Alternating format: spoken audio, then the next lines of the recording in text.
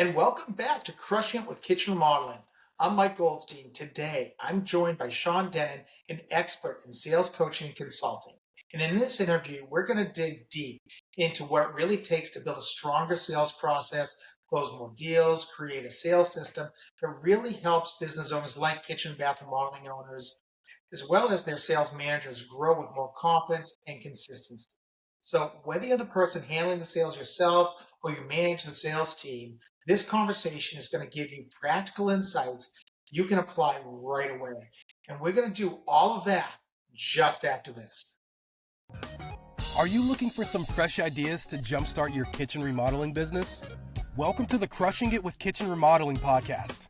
Your host, Michael Goldstein, founder of Kitchen Remodeling SEO, the digital marketing agency working exclusively with kitchen remodeling contractors, and also the author of the ultimate internet marketing guide for kitchen remodeling contractors, will provide insights on proven tips and strategies from top experts in this space so that you can take advantage of industry best practices.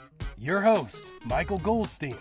Join Mike as he shares his knowledge each week with an insightful interview or educational segment about how to turn your online marketing efforts into more kitchen remodeling leads and sales opportunities than ever before.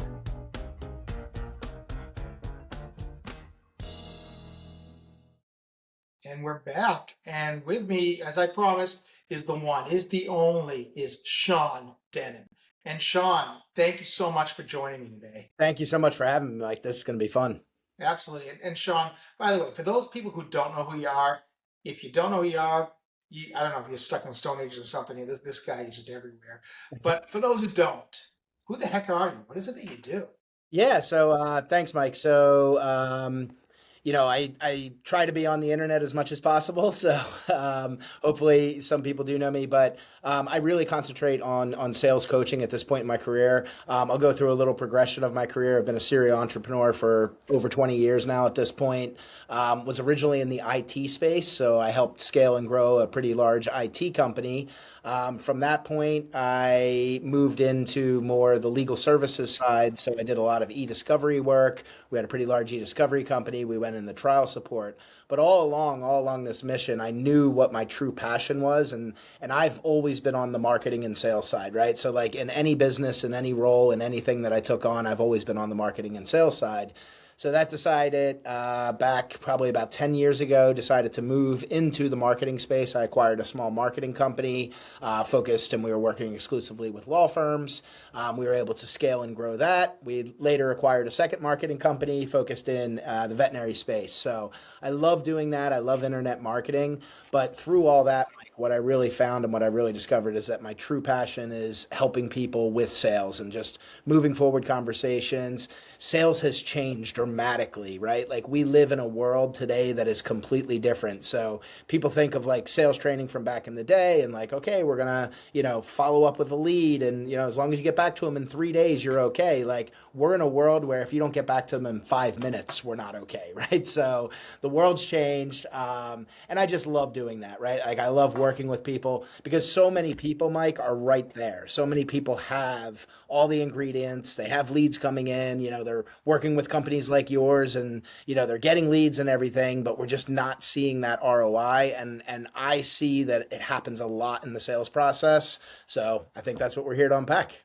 Absolutely. And one other thing, Sean, you didn't mention, I happen to know about you, is that you did spend a little bit of time with Grant Cardone and the 10X system. I'm just Yes. curious, kind of, what led you to get involved in that? Yeah, so I've always been a fan of Grant. I love the mindset aspect, right? And like the principle of 10X is really simple. And the principle of 10X is you're going to set a goal, right? And this is what we do. We set a goal and then we reverse engineer that goal. And when we reverse engineer the goal, we try to say like, okay, so I want to grow by $1 million this year. Okay, what's that mean? How many meetings do I have to have? What's my close ratio? What's this? What's that? And typically when people do goal setting and they do reverse engineering of the goal, they're going to build it to hit that goal, right? To get to $1 million. Now, as everybody knows, real life happens and we can have a strategy, we can have a plan, and then we go out and everything gets chaotic, right? Like we didn't close the 3 customers the one month we thought, we didn't do this, we didn't do that. So principle of 10x is to basically expand your thinking and expand your goal sets, right? So if you are striving for a $1 million goal, my challenge to you is I want you to think and operate like you're trying to hit a $10 million goal. Right. And that's that 10x mindset, because the principle in that is that if we're going to think and operate and do things, do activities, right? So if I ran out my original thing and it said I have to call maybe 100 people a week, well, guess what? This formula might say I have to call 500 people a week, right? But by doing that activity, you're almost guaranteeing the achievement of your initial goal, right? So that's what I tell people. I'm like, if you have a $1 million goal and you apply a 10x mindset and you end up at 2.5 million, well, did you miss your goal or did you exceed goal by 1.5 million, right? So that's the principle of it. I went down to Miami. They did some like multiple day intense training and everything. So I was able to get a certification, 10x certified. So that was really fun. That was a really cool experience. And Mike, one of the coolest experiences about being down there was just to watch the energy in the room, right? Like I joke, I'm like, one of their morning meetings is a full production. There is like walkout music for people to talk about like their wins and successes and the energy in the room. And then like the meeting cuts in 15 minutes and then everyone just goes, right? And like people are just dialing and it looks like the New York Stock Exchange in their office, right? And it's just really, really impressive. It is a sales engine. That's awesome. And Sean, I think that could be really helpful for a lot of people who listen to this podcast, because we've got a lot of kitchen remodeling, bathroom remodeling, construction companies who tune in every week. And the thing of it is, a lot of these guys, they're still kind of they're not getting started. They've been around for a while, but the Yep. business itself is still kind of in its infancy, and it's still kind of a one man or maybe a 2-3 man shop. So for a lot of those kitchen and bathroom modeling owners that are still kind of the main salespeople in their Yep. company, what's the biggest mistake that you see, when those owners are trying to sell, they're trying to run the business, manage the team, basically, just wear too many damn hats? Yeah, yeah, absolutely. So fundamentally, Mike, I always like to tell people, in entrepreneurship, I think there's two ways to look at entrepreneurship. And I think some people are out to create a job for themselves, and some people are out to build and scale a business, right? And people think they're like, no, no, no, everyone's doing a business, right? Well, listen, if you're thinking about building and scaling a business, you have to build and scale and try to operate something that you don't have to be in every single day, right? Like that's the way I look at like one of my marketing agencies. It runs, I'm involved, I'm in there, right? But I'm not day to day. I'm not making the decisions. I'm not getting approvals for the clients. I'm not making the sales. I'm not doing all the aspects of the business, right? That would really, take my time. So that's the first question. And listen, both answers, like for my opinion, are correct, right? Some people, they don't want to work for somebody else. They have skills, they have talents, they're phenomenal remodelers, and they want to build a solid job for themselves, right? And I think that's the first limiting belief to get past, Mike, is like you have to make the decision. Am I building to make a job, to make a good income and do that? There's nothing wrong with that, right? That's great, but that's going to limit your growth, because ultimately, as we know, there's only so much you can do. You only have so much time in a day. You only have so much capacity. So if you don't start building for the other things. So back to your original question on, what mistakes do I see? I really see people just get too overwhelmed and they're wearing too many hats. So, I mentioned earlier, like, listen, you need to call leads back in 5 minutes. I mean, if you're not calling leads back in 5 minutes, I can assure you the next person that's on there is they have an automated text response and they're getting a text in 30 seconds from their submission and things like that, right? So the days of like, hey, like, they just came in Monday, like it's only Thursday, I'll get back to them before the week's over, like that opportunity's gone, right? So I think that's one of the biggest mistakes, is just overcommitting yourself, because if you're out and you're physically doing the cabinet installation while you're running to Home Depot to get a piece for another job site, and then in between your phone's ringing because you have customers potentially calling, right? Like it's chaos. So putting systems in place around that is the first step to say, I don't want to be a solo entrepreneur. I don't want to just build a job. I want to build a business. The first thing to do is you have to start building systems that will allow for freeing up some of your time and allow to start to operate like a business, not a solo entrepreneur company. That's great insight. And to your point about, you got to get back to someone within 5 minutes. That speed to lead It's really something I think that's so important that a lot of people, especially in the remodeling space, they don't really put enough emphasis on because it is a long sales cycle, right? I Yep. mean, in kitchen remodeling, you're not buying a candy bar. You're not, and I say this all the time. This is not a $5 purchase. This is potentially a $50,000, $100,000 purchase. Yep. So in that long sales cycle, I think that people expect different things, and even when the remodels are going out there, there are estimates, the design decisions. Spouses have to get involved. Financing has to be involved. Am I going to self finance? Am I going to get HOA? Whatever it might be. And there's a lot of delayed decisions. So, what sales mistakes do you think really tend to hurt companies most in these longer sales cycles rather than in that quick? Hey, I just got to sell you some product to put into your home. I think it's assuming the buyer's journey, Mike. I think that's the number one thing. So, and what I mean by assuming the buyer's journey is, someone fills out, they click on one of your amazing Facebook ads and they go to a cool estimator and they fill out the tool and they're doing that, right? Like, we still don't know exactly where they are in their buying journey. Like are they ready tomorrow to do that? And we can do that by like lead filtering, right? We can ask better questions up front. We can understand what the buying journey actually looks like and where they're at.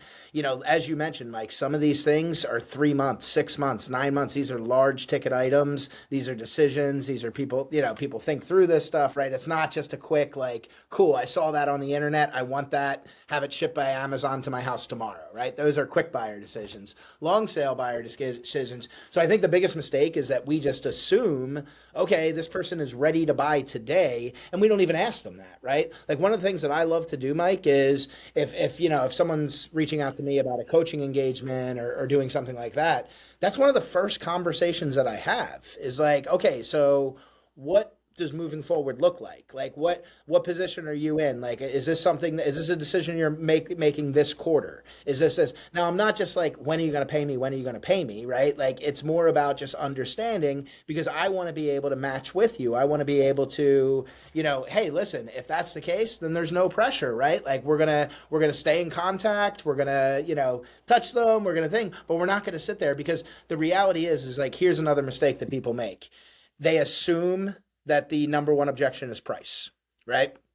Everybody always assumes that. So what's the first thing that happens? They send a proposal, they're waiting, client, is looking at it for 5 or 6 days. And then I see people, hey, we could take 15% off. Like, if you want to move forward, and we could take 10% off, you just start discounting. It's like, that's not even the objection. Like, why are you handling a price objection when price might not be the objection at all? It might be, hey, I'm waiting until my kid returns from college until we can do the move out, whatever it might be. Or you know what I mean? Like, I'm waiting until they go off to school. Like, there's so many other variables and so many other factors that we make assumptions about it, and then we start adjusting based on those assumptions. So, rather than do that, Mike, what I would do is I would sit down with somebody. I have a solid lead. We're talking about it. We're doing a consultation, right? Those are some of the first questions that I'm going to ask.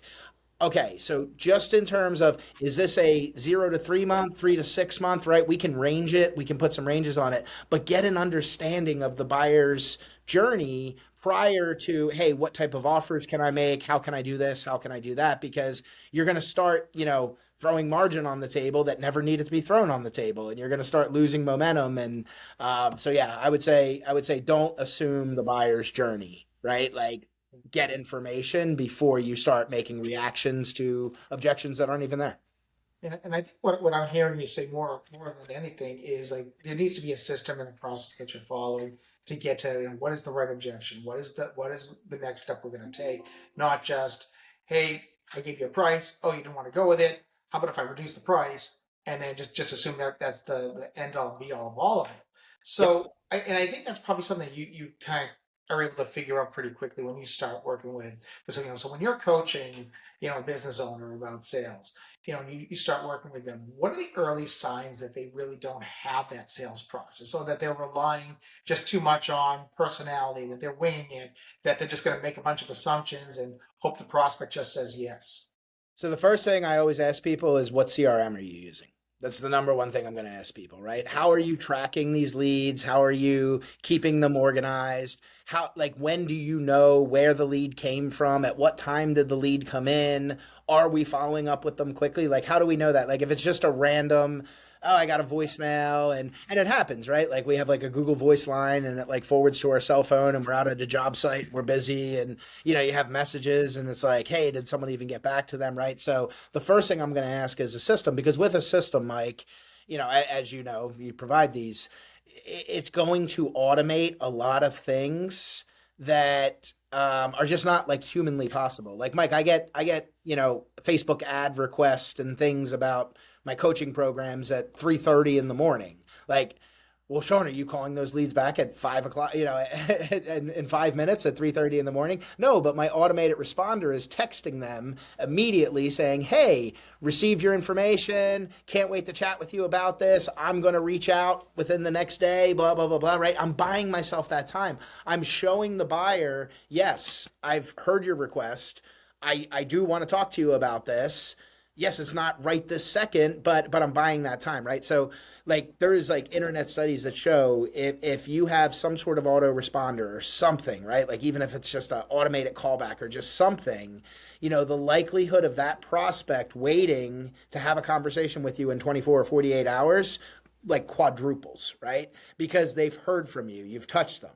Now, if I'm on the internet and I'm excited about something, right? I'm one of those guys. I go down rabbit holes on the internet. Like I'll go from like, not realizing that I wanted, an RV to having like a custom built, 6-figure RV in a cart ready to buy, right? Like that's the way my mind works at times.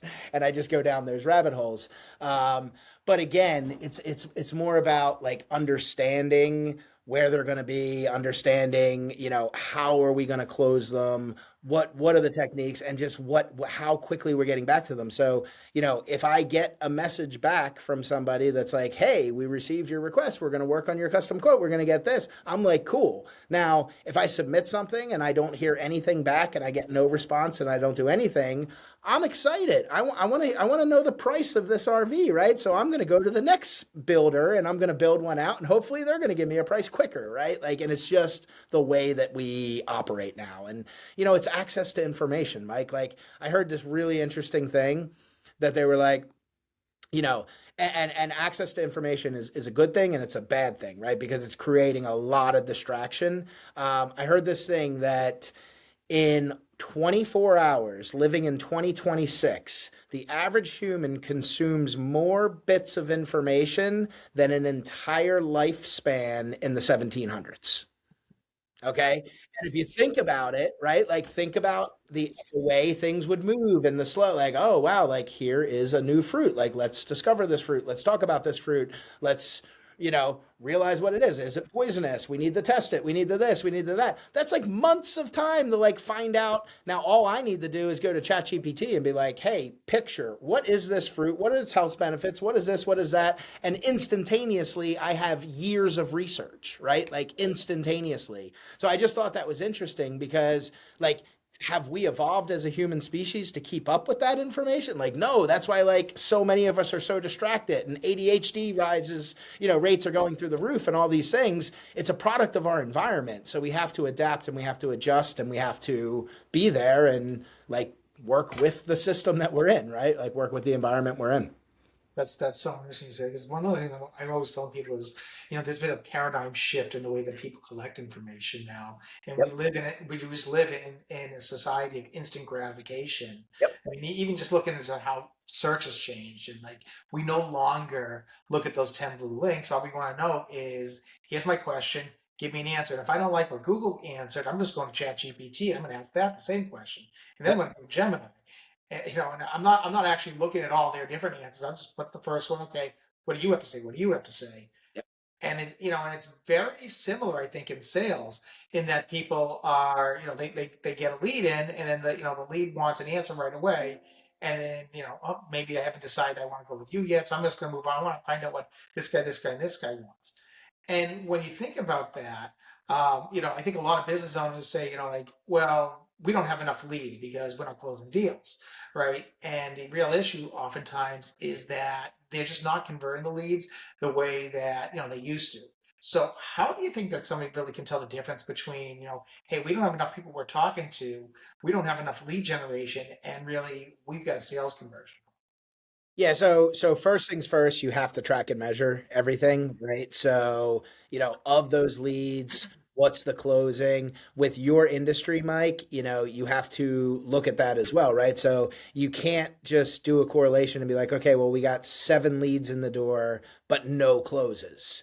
Like, I would almost expect that in your space, right? Where there's 7 leads, but there's no closes yet because it's only been 15 days, 20 days, right? Like, so, or maybe there's like one smaller close of those 7 leads. That's practical. Like, these things need to be sold. They need to be nurtured. They need to be developed. So with something like that, I would definitely track and measure, but you're going to have to put a longer window. I think it's a realistic window to say for every lead, you have a 90-day closing window on them or something, right? So like that, those are the things that I would put in place to first track and measure, because you can't improve something that you don't know what's happening. And that's the other thing that I see too. It's like, well, where are my leads coming from? Like, I don't know. We advertise here, we do this, we do that. I hate hearing people say that, because I'm like, guys, if you're not tracking and measuring, like, what is working? Like, are we just going to decide that we're going to throw an extra 10% at marketing this year? Where is that extra 10% going? Like, we're achieving growth. What was working to hit that growth? Because we're not just going to throw more stuff at the wall. We are going to, go in and like, hey, if we see that of, these 3 different ads platforms and an SEO campaign and this is performing best, like, as marketers, we want to go further in on that. We want to allocate more budget, allocate more spend, because we're going to get more out of that for that customer. That makes a ton of sense. I think the other challenge that people have is that they only try once. They don't follow up enough, right? Yeah. And a big part of it is that I think Vermont's, they don't want to sound too pushy. Yep. Especially when they're dealing with homeowners who are making emotional and financial decisions, which frankly, all financial decisions come back to emotion. Is, can I afford this? Do I want to put myself in that situation? So how can these salespeople improve the sales conversions while still sounding natural, consultative, trustworthy, rather than just, here's my script, and by the way, why haven't you signed up? Yep. All right, so I love this question. So how are we going to sound natural, conversational, consultative? The first thing we're going to do is throw a script in the trash, right? Okay, so that's the first thing that we're going to do, is we're going to throw it. We are actually going to be consultative and really understanding and doing that, right? The minute you come off salesy, Mike, I don't sell. Right? Like, this is like, they're like, well, Sean, you're like a national sales coach. You speak on stages about selling. I don't sell. Like, Mike, you've experienced this. You've seen this with me in the thing, right? I present value, I present information, and then I make it a we discussion, a we decision, right? Like, if this makes sense, like, let's move forward, let's do this. If it doesn't, I'm not here to beg for anybody's money. I'm not here for, listen, if I tell you that I can help you do this and implement a sales system and get this result and do this, like, well, prove it. Like, okay, well, here's a sales page of 100 people that told you that I've done that for them. Well, I still don't believe you. Okay, like, then come back when you do, right? So I think there's a certain aspect where people they lose confidence and they get a little bit desperate in sales. And it's like this switch that I see, because I've seen very confident people, very like really strong business owners and stuff, but something happens when they go into those sales discussions where they just lose that confidence, they lose that consultation, they start thinking they need to use buzzwords. People like come to me for my training, they're like, oh, what's some like buzzwords I can use? I'm like, don't. Right? Like, don't use buzzwords, because I tell people all the time, I'm like this happens to me. I'm like, think about social media, right? Like, social media is great. Like, we get leads on social media, where, messaging on social media can really be like part of the buyer's journey, and like really understand. I can tell you, I sell 90% of my coaching services on social media, right? So social media is a big platform. But I want you to imagine, okay, Mike, my social media DMs on a daily basis look something like, I help marketing agencies get 50 appointments a month, blah, blah, blah, blah, like, da, da, da, da, we should chat, right? And it's these like long throw up messages, and it's like the first thing, and as soon as they friend request me, that's the first thing they get, and all this kind of stuff, right? And I always tell people, I'm like, all right, if you and I met at a conference, right? and I walked up to you, and the first thing I did was I was like, "Hi, Mike. My name's Sean Dennen from Driven Consulting Group, and I help digital marketing agencies 10x their thing and da da da da and stuff." You would be like, "Holy crap, this guy is weird. Like, what is going on with him? What is wrong with him?" So why do we feel that we don't have to be socially interactive? Why do we feel that we don't have to? Why do we feel that it's appropriate to like meet with somebody and be like, "Okay, I have your proposal. Here's the numbers. Are you ready to go?" Like, no, like what's the value? What's the buildup? Why are they going with your company? What are they, right? Like, don't skip over all those steps because, we always try to say, hey, we want to be consultative and this. And then, we read from a script and we just push them through the process. And it's like, you're not. So like, if you want to be it, right? And that will come through in the sales process. You will earn trust with people. People will build that. Mike, I've presented coaching programs to people and I've showed them the different ones. They've asked for a top level package and I will intentionally tell them, we're going to start you here. Okay. Right. Like, I know you want this and I know it sounds great and I can come into your thing, but this is more expensive. And if I look at where you are at right now as an agency, like you could use those dollars for way better things than that next level of coaching. Right. So let's start here. Let's come up with a plan. Let's get some wins. Let's double your revenue. And then let's talk about getting there and doing that. Right. So I think that's the other thing too, is like understand your buyer, like understand them. Yes, you can make suggestions, you can make things, but if I'm a buyer who's in the market for like a $20,000 remodel and like you just keep trying to push that $60,000 remodel or 40,000, and it's just really there, you're going to lose me. Like, that's not who I am. So I guess, Mike, what I would say about that is in the beginning, have those conversations, understand. Is this something that they're looking to move forward for? Are they funding this? Do they have self-funding? Or are they going to, you know what I mean? Like, ask those questions about like how real this is and then match your follow-up and your approach and your proposal and how many times you're going to follow up and all those things to what they tell you is their journey, and listen to them when they tell you what their journey is. Because again, you're going to spend a lot of time making offers, making deals, doing things. And it's like, I don't care how good of a salesperson you are. If a buyer is not ready to buy, I'm not closing them. I have somebody that's like that right now, Mike, and they really want to do one of my sprints and they're ready to go, but they're like, listen, we had some challenges in the first quarter. Second quarter is not good. Here's our plan for how we're going to do this, and I want to start in the third quarter. I could call him tomorrow and be like, well, what if I took $1,000 off? No, he can't do it right now, right? Like, so just understand, listen to your buyer and be consultative. I think that's a really good information. Not only just from fact of like people got to stop following that script and then they've got to just have a conversation. But the fact is, and this is something I'm really saying to my clients is, nobody does business with a logo. They do business with a person. And it comes back to that know, like, and trust factor. And that's really what you're talking about, is just building that authority.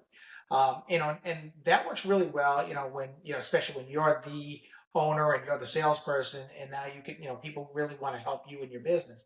But what about for the bigger companies? And I'll tell you, I have a lot of clients who they've got, 4 or 5 salespeople. They've got, appointment setters, and they got a phone team and all that.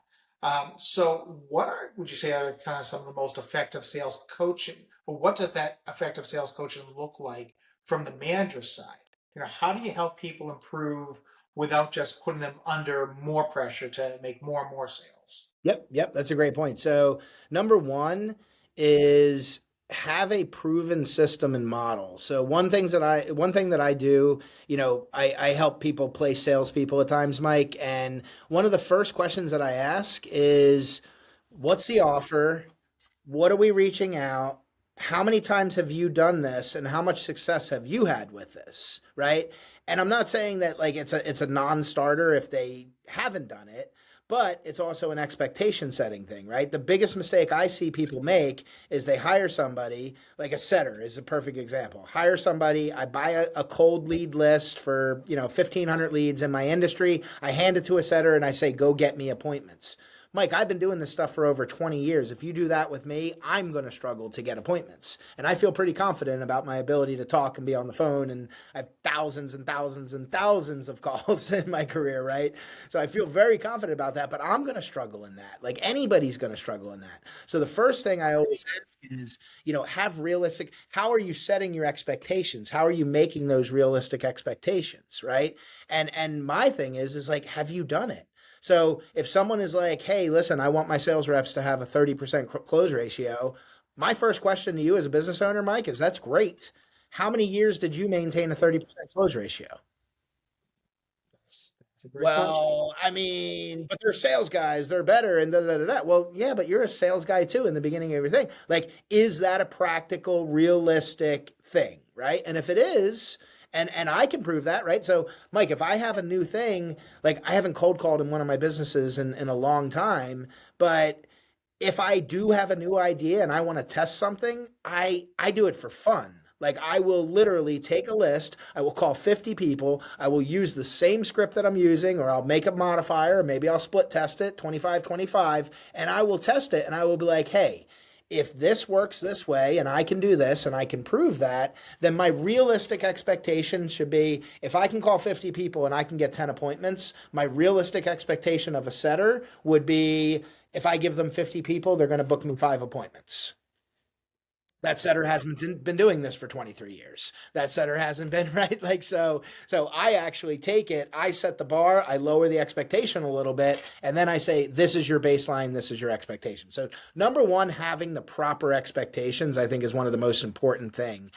Number two is tracking their activity, Mike. Like you can't just, that's the other kiss of death I see with salespeople is like, all right, we bring them in, we focus like for a week, we train them, we give them scripts, we give them all this stuff. And then like, it's like, okay, like now go out on your own and try to figure this out. Right. And we check in with them. Hey, how's it going? Oh, it's good. I'm making some progress. I had one good conversation. Like anybody, I'm sure this is resonating with any business owner that's ever had a salesperson, right? Like it's always like, oh yeah, we got some things in the pipeline. It's good. It's working. It's things, right? Nothing concrete, nothing. Hey, I had this many conversations. I had many of this. So eliminate the emotional side of management, guys, right? Like this isn't about management. This is a numbers game. This is the same thing in marketing and everything. Like you have to be analytical about it. You have to track and measure, and what you track and measure, you can improve. So yeah, those are the fundamental things as a manager. The other thing, Mike, that, actually this probably is jumping up into one of the top levels is how many people on this call, I want you to raise your hand or give us a comment or something. How many people actively role play with your salespeople? Like how many people actively role play with your salespeople? All right. Well, I don't need role playing, Sean. I'm really good at sales. Oh, okay, cool. So Steph Curry doesn't go out and shoot 500 foul shots every day? Like, no, he does, right? And that's why he's still good at shooting. And that's why he's going to get better at shooting, right? Like, and it's like, because it's that discipline, it's those things. So I see people all the time. They go through 1 week of sales training. They learn a couple scripts. And then they're like, hey, I'm the Kobe Bryant of sales. No, you're not. Like, you didn't practice at all, right? So fundamentally, like, even if it's a 20-minute session, like, if I'm the business owner, you have cold callers. Have your cold callers call you. I do that, Mike, with people that I'm training. I'll give them 10 different names and 10 fictitious businesses, and I'll tell them in the next 24 hours, I want you to call me looking for that owner of that business on my cell phone. Okay. And I'm going to role play you, and I'm going to give you 8 different responses when you call in and you do that. Right. Because it's like, I don't want them to feel that, to experience that the first time they're out there and with a customer on the line, right? It's like, no, like go through the reps. So guys, if you're not role playing, I want you to use that analogy. Like, okay, well, they're a professional salesperson. They don't need practice. Well, then you're telling me every player in the NBA doesn't need practice, and we can just call them up and let them know, like they can just show up for games moving forward. It reminds me of the old Allen Iverson, practice? It's not about practice, right? But it's true. And again, that was in like his egotistical, like, I'm a Philly guy, so love Allen. That was during his like egotistical phase of everything. But even later, you can like watch comments on that, right? And Allen has like gone back on that and been like, Yeah, like that's not what I meant, right? Like what I meant was, like they're making a bigger deal about this. I was, a little bit too egotistical at the moment and everything, but like fundamentally, everyone knows you have to practice. Everyone knows it's about discipline. And Mike, like, I have a book that's coming out on Amazon pretty soon. It's called Discipline Beats Motivation. That's my number one principle in everything that I coach, right? Discipline beats motivation. You go to a Tony Robbins seminar, you go to a weekend long thing, you get this motivation, you feel great. It's new year, new me, right? Like I'm going to, and this is the biggest mistake that I see people make. They make such dramatic changes that are simply not sustainable. So, how many people live the traditional American lifestyle, fast food, high sugar diet, low exercise, low, right? Like there's way too many of us. I was that for years. I used to be 320 pounds, Mike, right? So, before I adopted a discipline, beats motivation mindset.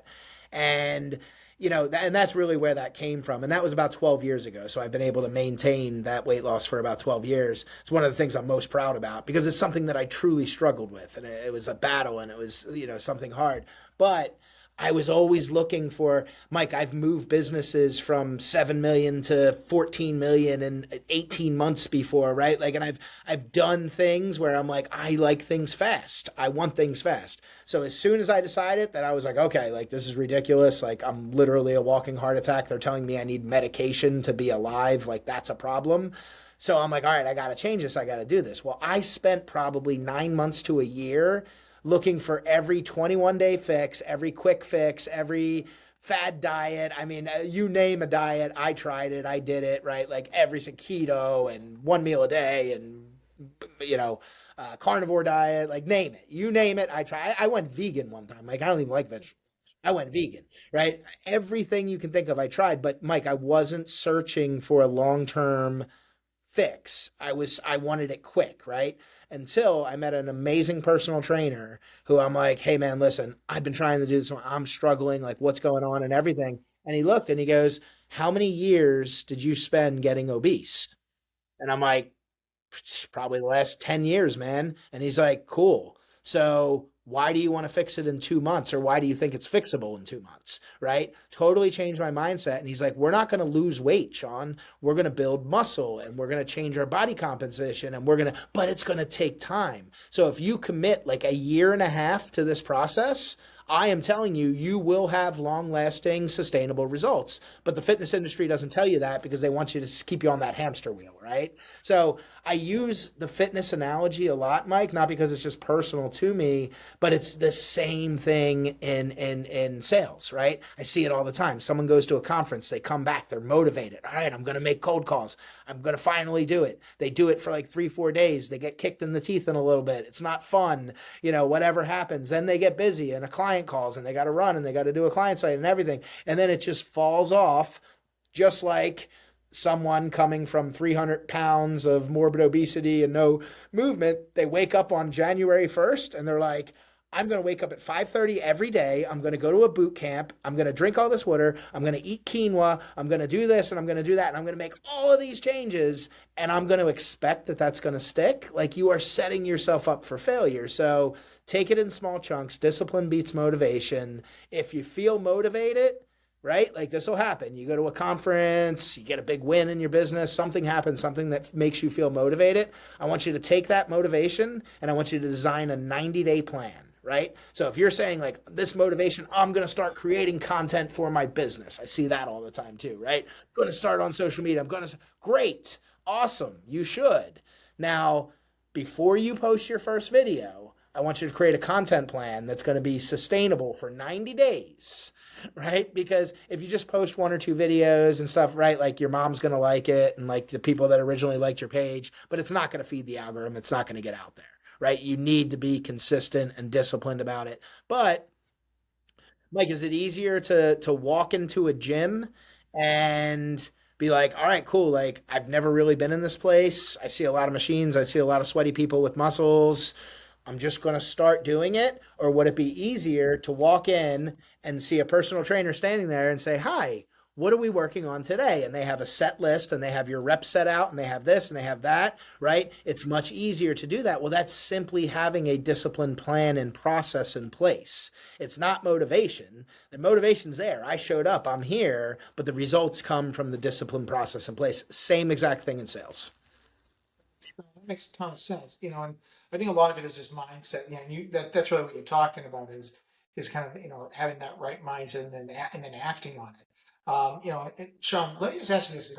As we're kind of getting to the end of the interview here, for the remodel of the business owners listening right now who wants to really improve sales fast, like you said, you want to do stuff fast. What are the first three changes that they should make this month to close more opportunities already in front of them? Not worrying about, hey, I got to get 10 more leads, but hey, you got some low hanging fruit. What do I got to do? What are the three things I got to do right now to go get those? Okay, so number one, the first thing I would do, Mike, is actually start to. I mean, there's so many. Like, if you're not recording your calls, you should be recording your calls. That would be the first thing I would do. Now, there's AI models where you can actually push it like right to AI and be like, "Hey, evaluate this call for me." I like things like that, but I also think that, understanding the first thing that I would do, Mike, is I learned this from my grandfather a long, long time ago. And he said, I'm like, he was a career sales guy, sold vacuum cleaners, sold insurance, door to door, whatever, right? Like, just a sales guy. And he told me, he's like, son, you have two ears and one mouth. Learn to use them proportionately in sales and you will be successful. We talk way too much in sales, Mike.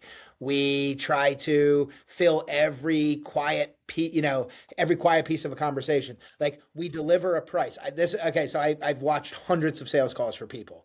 Number one mistake people make. All right, Mike, I know you're really interested. The price of the coaching service that you're interested in is going to be $5,000. And then we wait, right? And then you pause for about literally 2 seconds, you being the buyer. And the first thing I see the salesperson do is go, oh, and the thing is about the price is that we're going to do that. Why? Stop. Let them think. Let them talk. They're digesting the price. Let them ask a question. Let them have a reaction. Because guess what? I talked about price being the thing that people handle as objections all the time. Guess what? Most of the time, it's not the objection.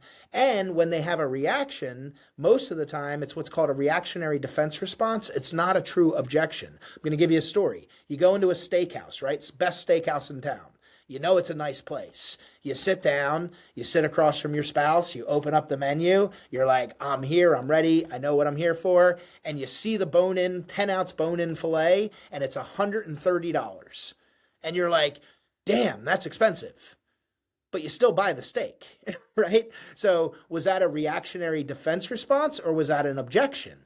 You're not having an objection. You know the price of this.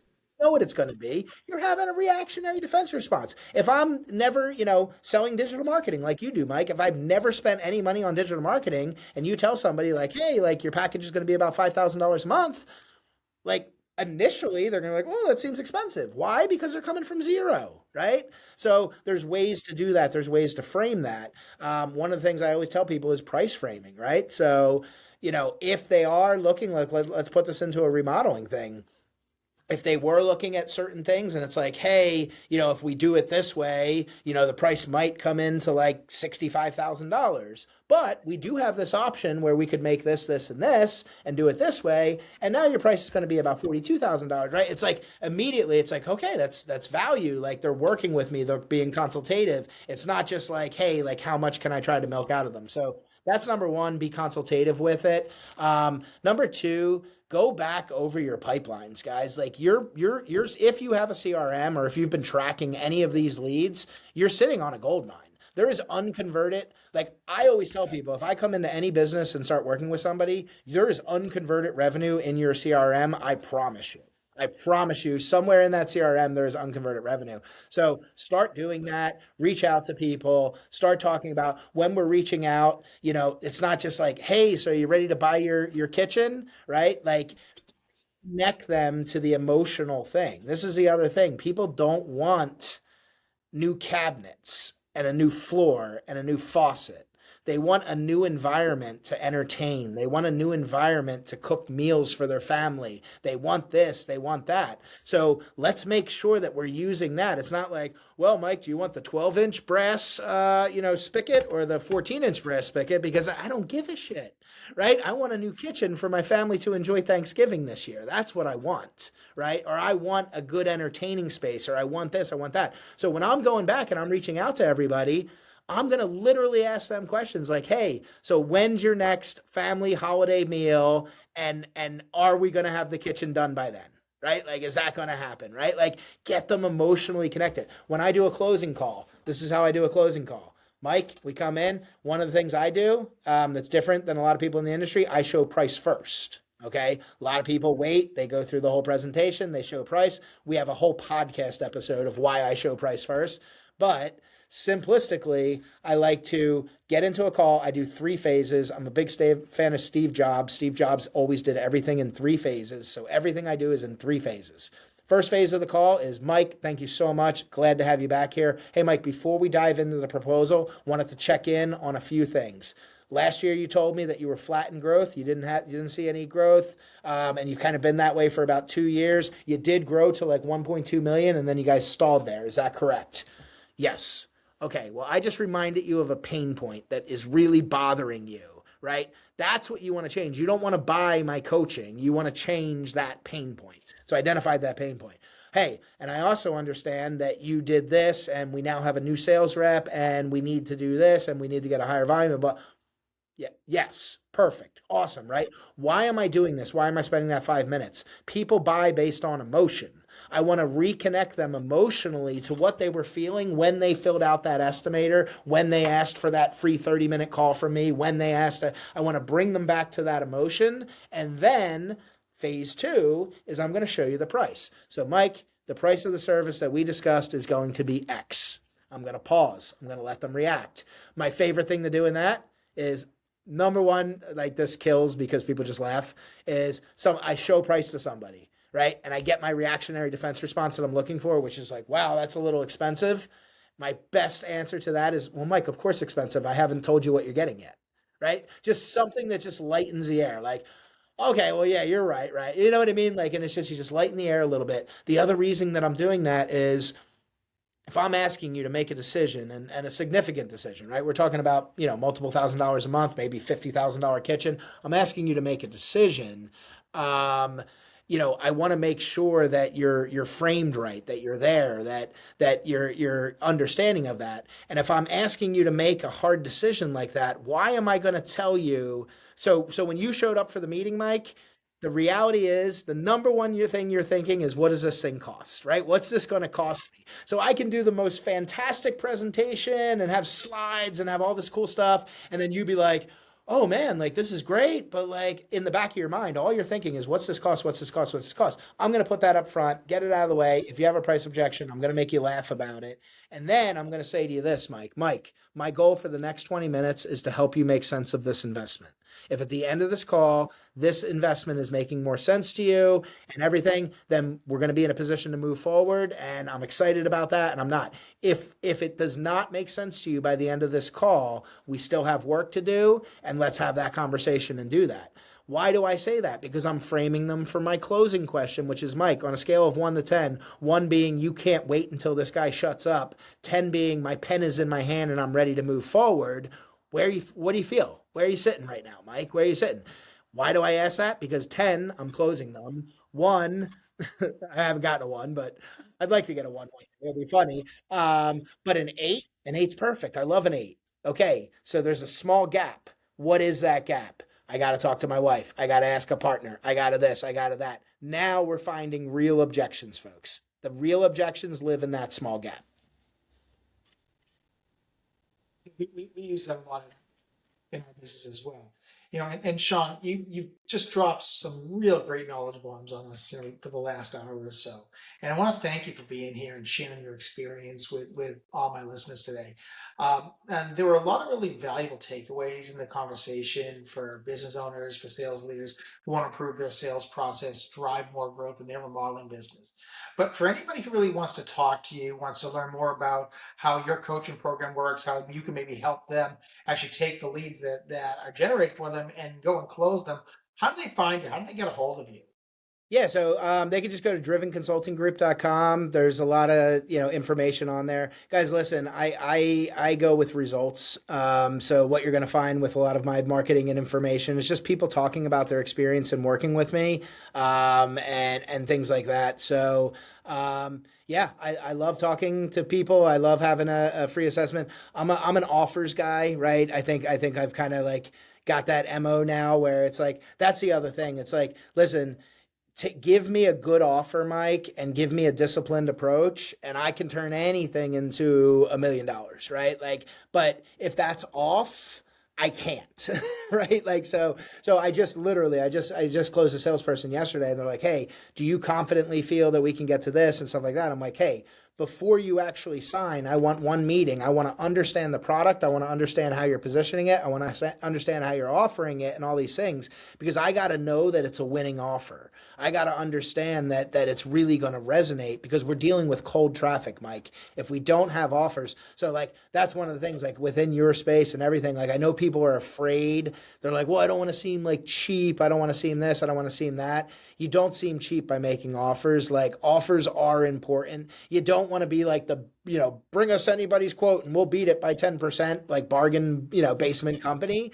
But don't be afraid of offers, guys. Offers turn into upsells, right? So you give an offer, hey, like with, a remodeling, you're going to get like X, right? And then when they buy X, like you have the opportunity to be like, hey, and by the way, with that, you can add on this. And, so I teach people all the time how it's like you can make an offer that's like a 10% discount that then turns into a 20% upsell all the time, right? So don't be afraid. Don't be shy about offers. Get out there and do that. And like I said, just know that it's in there. Mike, the last thing I want to leave everybody with is this. I'm going to show my age for a second, but when I started in sales and in training and doing the training, going to places, going to conferences and things myself, they used to say that it took an average of like 3 touches to get somebody's attention, right? Like that. And I'm really showing my age here. So three touches to get somebody's attention. Then like early 2000s and stuff, social media came out, internet, everything, it jumped up to like 4 to 7 touches, right? The latest research, Mike, is 11 to 14 touches, right? 11, because of the distracted minds that we're living in. We're processing more information in 24 hours than they did in an entire lifespan in the 1700s, right? We're distracted, which means in order to get this attention, one email, one text, one follow-up doesn't get it done, folks. Doesn't get it done in today's world. In today's world, you got to be persistent. You got to be aggressive. You got to get to those multiple touch points, because once you're at those multiple touch points, you have real engagement. Once you have real engagement, you'll make a sale. Sean, I want to thank you, because that with leaving us with that knowledge bomb, with that little gold nugget there, that is fantastic. And guys, Sean's absolutely right. Think about Mercedes Benz, think about Cadillac and Lexus, think about all the designer brands. They all still make offers too, just like the cheap guys do, and they're doing it for a reason. So, Yep. with that said, again, Sean, thank you for joining me today on Crushing with Kitchen Yeah, Remodeling. thank you, Mike. It was a pleasure. And if anybody has any questions or anything, I love just jumping on quick calls with people too. I do that all the time. Honestly, before I even decide if I work with somebody, we always get on a 15-minute cell call, because I have to know that we're a fit, and we're gonna, it's gonna be a fit to work together. So if anybody does have like, hey, I have this specific question or something, reach out to me. We jump on a quick call. I coach lacrosse. I do them from the side of the field. It's fine. It's not a burden, right? So like, let's chat, let's talk, and just tell me your offer. Like sometimes I do that to people. I'm like, listen, let's start your call by like, call me and pitch me. Like, I'm a random person. I'm one of your prospects. Call me and pitch me. I don't care what it is that you sell. Call me and pitch me. Let me hear that. So if anybody's interested in that, reach out to me, and I'd love to chat. Sounds great. Well, thanks, Sean, again. Hey, guys, if you want any more information on anything you heard today, check out Driven Consulting. Again, come back every week for a brand new episode, new interview, new insights, new tips, new strategies on how you can grow your kitchen remodeling business. So for Sean Dennen, this is Mike Goldstein, Crushing It with Kitchen Remodeling. See you next week. Thanks, Mike.